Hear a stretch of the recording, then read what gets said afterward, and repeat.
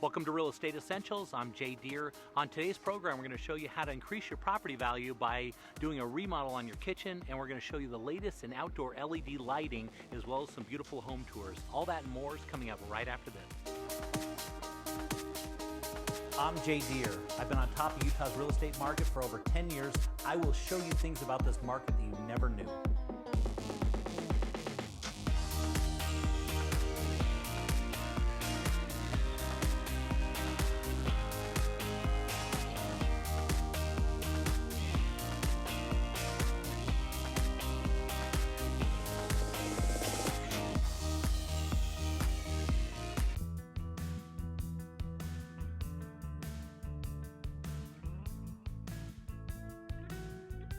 So Zach, I notice more and more cities are going to secondary water. Tell me a little bit about that and how that works. Yeah, the good thing is we're building a lot of homes. Those homes are being built on old farmers' fields. Mm-hmm. Those farmers used to use the ditch water to irrigate their farms. Yeah, so now there's a surplus of that, which is nice. Here in Utah, we can actually use that and put that onto our lawns. Okay, which is great. And so, and I noticed you've installed it on this one, but I noticed there's another line in there. Because there's pros and cons to it. The cities will turn the water on usually around April 15th just to make sure that we're past the freeze thaw of winter, because we're in Utah. Yeah. And then they turn it off October 15th. So if you want water before that time or after that time, you're out of luck. Yeah. So what we installed in this home here is a dual connection. But you have to be really careful with this. If you do it wrong, it can be called a cross connection.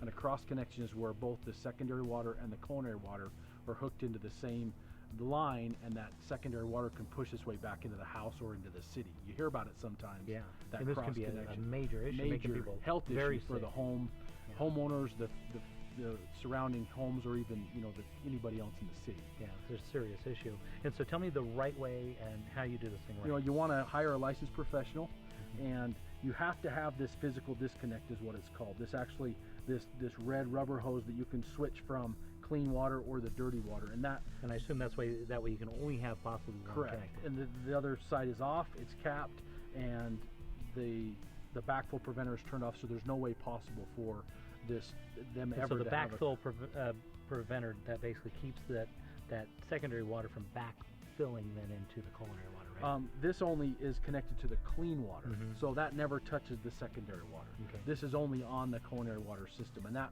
whether you have a dual connection or not, you're required by law, the Utah Irrigation Code, to have the backflow preventer. Yeah. And that prevents anytime the water goes into the sprinkler system, whether it's culinary or secondary, it's considered contaminated, and it should not backtrack into the home. Okay. So that's what that flow preventer is for. On the secondary water, we have a filter that will filter out any sticks and rocks and debris that are in there, but you do get any type of liquid contaminant, a little bit of oil or gas or whatever goes into the storm drain here in Utah eventually makes it to those ditches, and then we're pumping it back onto our lawn. So some plants tend to stress a little bit in the secondary water system, especially evergreen. So let me show you around a little bit, and we can show you how cool this landscape is. Yeah, it looks good.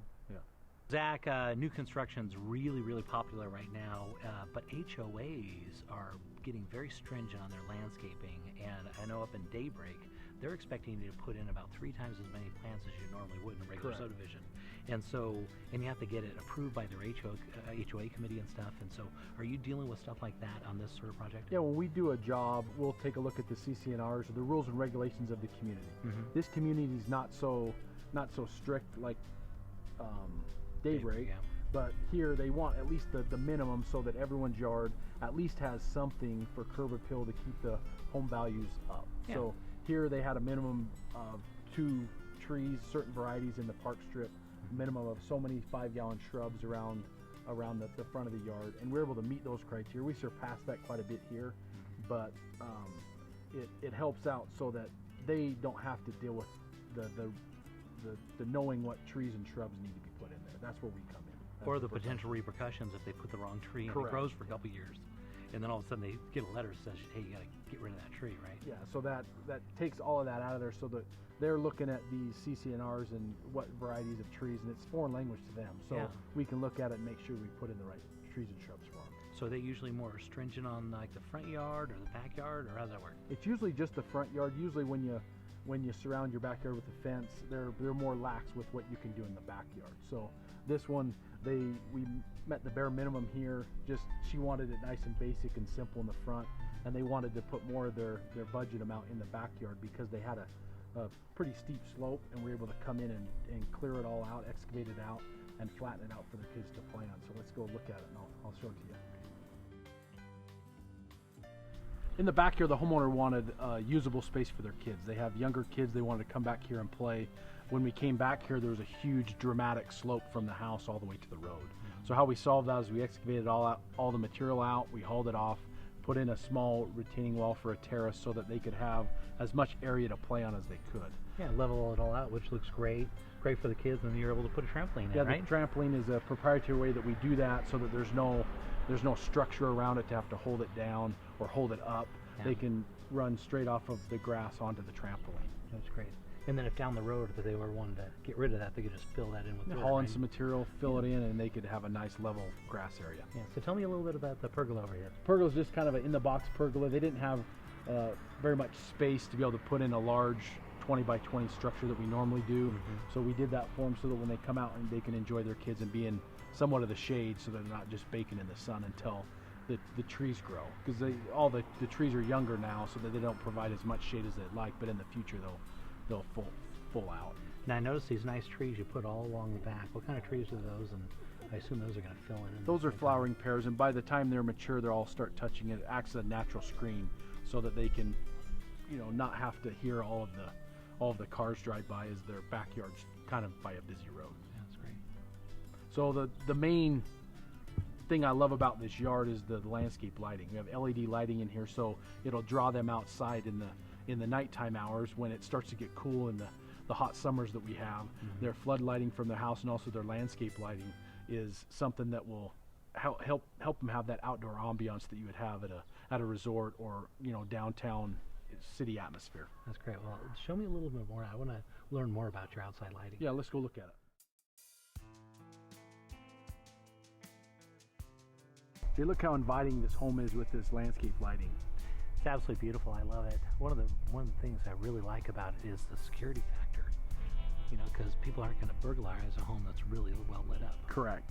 So we've got two types of lights here. We've got the pathway lights that are lighting up the flagstone pathway, and then the spotlights that are spotlighting kind of up into the trees, and then it also casts a shadow on the home. And then, like you said, it lights up the home a lot more. So, people cannot burglarize this home very easily. They shy away from this, wouldn't they? Correct. Yeah. So the main functioning parts of this are obviously the fixtures themselves. We have the lighting wire that's run through the shrub beds, and then the main brains of the whole system is around back. Let me show that to you. The brains behind the whole system is the transformer.